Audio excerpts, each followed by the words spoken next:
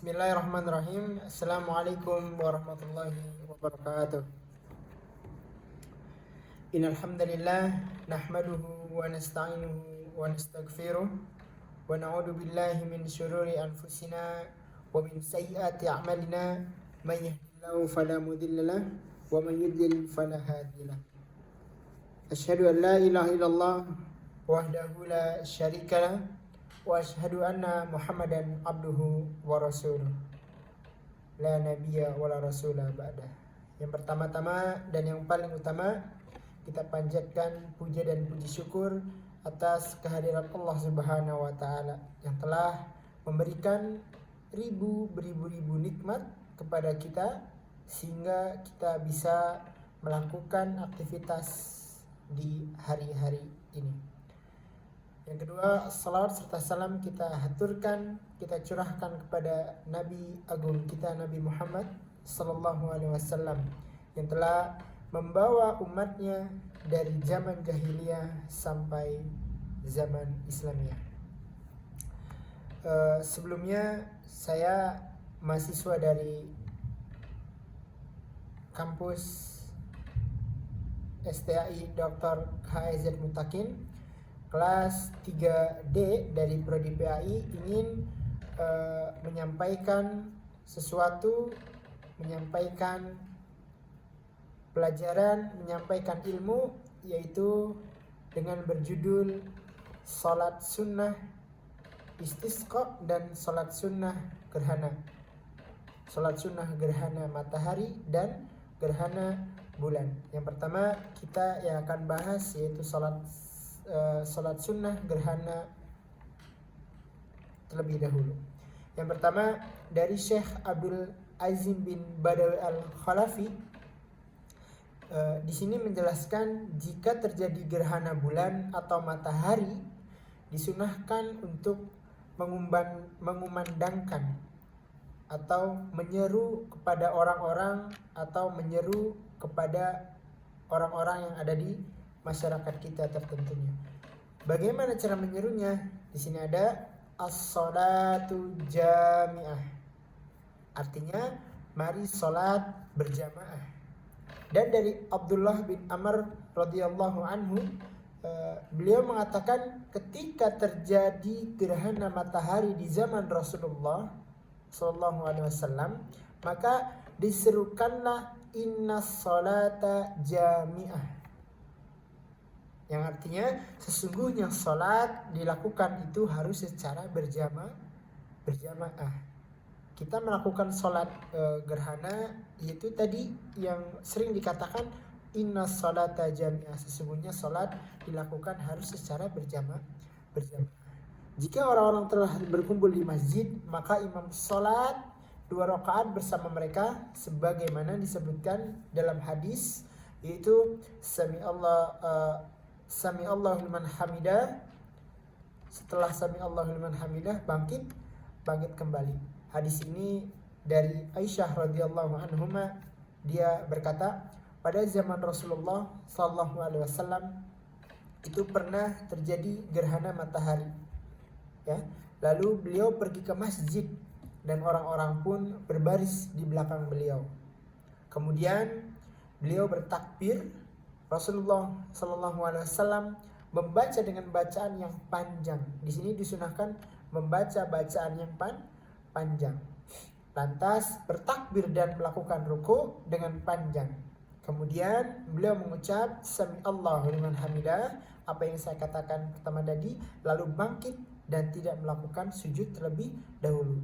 Setelah itu beliau membaca bacaan yang panjang, namun tidak sepanjang bacaan rakaat pertama. Kemudian namun tidak sepanjang bacaan pertama. Ya, kemudian bertakbir lalu melakukan ruku dan ruku yang panjang, namun tidak sepanjang ruku yang pertama. Setelah itu beliau mengucapkan Sami Allahu liman hamidah dan Rabbana walakal hamdu. Kemudian beliau sujud. Itu 1 rakaat. Dan pada rakaat yang kedua beliau melakukan seperti apa yang dilakukan pada rakaat pertama, ya, hingga beliau juga melakukan 4 ruku dan matahari pun telah tampak kembali sebelum beliau selesai. Artinya apa? Ketika kita sholat gerhana, disunahkan untuk memperpanjang bacaannya, memperlama rukunya, memperlama sujudnya. Di sini dikatakan saking lamanya sholat Rasulullah pada waktu itu, ya, pada rakaat kedua beliau melakukan seperti pada rakaat pertama, hingga beliau juga melakukan 4 ruku dalam 4 sujud, dan sampai matahari atau bulan pun telah tampak kembali. Sebelum apa? Sebelum beliau selesai sholat. Berarti di sini disunahkan untuk memperlama bacaan sholat, memperlama harokat-harokat sholat, itu disunahkan. Di apa? Di dalam sholat gerhana. Setelah itu khutbah setelah sholat. Jika imam setelah selesai salam, disunahkan baginya berkhutbah di hadapan orang-orang, menasihati mereka, mengingatkan dan mendorong mereka untuk berbuat amal soleh. Hadis ini diriwayatkan oleh Aisyah radhiyallahu anha, Rasulullah SAW salat pada hari di mana terjadi gerhana matahari, kemudian ia menyebutkan tata cara salat tersebut, lalu melanjutkan, kemudian beliau salam dengan matahari telah tampak kembali. Beliau lantas berkhutbah di hadapan orang-orang.